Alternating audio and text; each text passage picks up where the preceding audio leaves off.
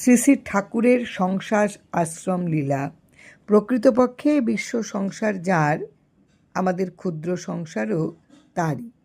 এই বিশ্ব সংসারের ভিতরেই ক্ষুদ্র সংসারটা বিরাজে। ভগবানের বিশাল সংসারে থেকেও আমাদের মনে প্রশ্ন জাগে, তাকে পাবার জন্য কি সংসার ত্যাগ করতে হয়? নিজেদের ঘর সংসারে থাকলে কি তার কৃপা মেলে? আবার পাবার জন্য সকলেই যদি ঘর সংসার ছেড়ে চলে যায়, তাহলেই বা কী হবে? মানুষের মনে এসব দ্বিধা নিরসনের জন্যই শ্রী শ্রী ঠাকুরের এই গৃহাশ্রম লীলা। দয়াল ঠাকুর তার ৯০টি বছরের শ্রীদেহ লীলায় মাত্র কয়েকদিন শ্রী শ্রী কৈবল্যধাম ভিন্ন আর কোনো আশ্রমে থাকেননি, প্রবেশও করেননি।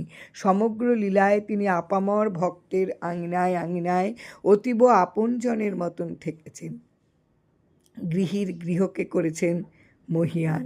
গৃহীজনের এত দুঃখ কষ্ট, এত ভালো মন্দের মাঝে থেকেও তিনি কাহাকেও অবহেলা করেননি। তিনি হলেন সকলের ঘরের ঠাকুর, ঘটের পটের পূজার এবং প্রাণের ঠাকুর। তাই এ সংসার নিয়েও তার মনের কাছে মনের কত জিজ্ঞাসা, সংসারে থাকবো নাকি সন্ন্যাসী হব, কোনটি হলে ভগবানকে পাবো। নাম প্রসাদ থেকে আজকের নিবেদন। জয় রাম, জয় গোবিন্দ।